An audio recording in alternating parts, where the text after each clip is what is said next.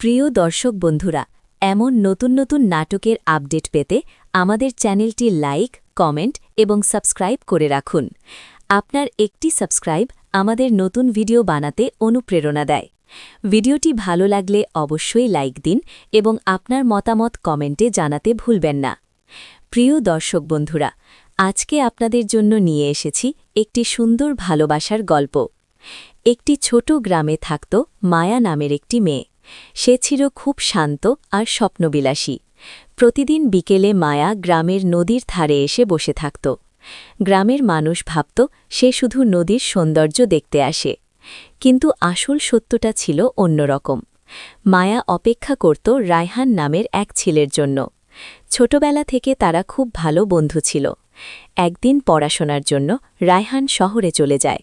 যাওয়ার সময় সে বলেছিল, আমি একদিন ফিরে আসব। বছরের পর বছর কেটে গেল, তবুও মায়া তার কথা ভুলে যায়নি। প্রতিদিন নদীর ধারে বসে অপেক্ষা করত। একদিন বিকেলে হঠাৎ একটি নৌকা এসে ঘাটে ভিড়ল। সেখান থেকে নামল একজন যুবক। মায়া অবাক হয়ে তাকিয়ে রইল। সে আর কেউ নয়, রায়হান। রায়হান হাসিমুখে বলল, আমি তো বলেছিলাম আমি একদিন ফিরে আসব। মায়ার চোখে আনন্দের জল চলে এলো। সেই মুহূর্তে তার সব অপেক্ষা শেষ হয়ে গেল। ভালোবাসা যদি সত্যি হয়, তাহলে অপেক্ষার শেষ একদিন না একদিন হবেই। সবাই ভালো থাকবেন। আবারও দেখা হবে নতুন একটি নাটকের আপডেট নিয়ে। ধন্যবাদ।